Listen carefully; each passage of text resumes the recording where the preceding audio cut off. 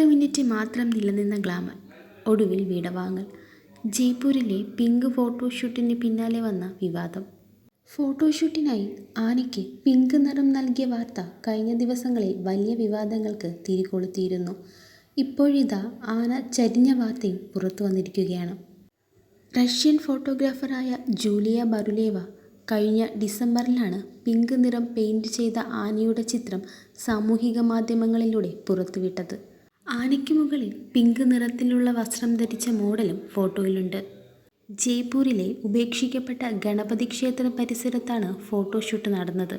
ചിലർ ചിത്രങ്ങളെ പ്രശംസിച്ചപ്പോൾ മറ്റു ചിലരാകട്ടെ ഇത്തരം കാര്യങ്ങൾക്ക് മൃഗങ്ങളെ ഉപയോഗിക്കുന്നതിനെ ചോദ്യം ചെയ്ത് രംഗത്തെത്തി.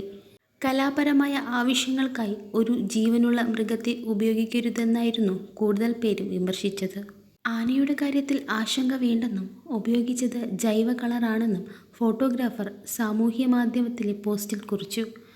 ഉത്സവങ്ങൾക്ക് ഉപയോഗിക്കുന്ന അതേ തരം പെയിന്റ് ആയതുകൊണ്ട് തന്നെ ആനയ്ക്ക് പൂർണ്ണമായും സുരക്ഷിതമാണെന്നും അദ്ദേഹം വ്യക്തമാക്കി. എന്നാൽ വിവാദങ്ങൾക്ക് പിന്നാലെ ആന ചരിഞ്ഞു.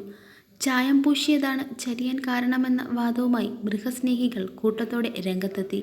എന്നാൽ പ്രായാധിക്യത്തെ തുടർന്നാണ് ആന ചരിഞ്ഞതെന്നാണ് ഉടമയുടെ വാദം.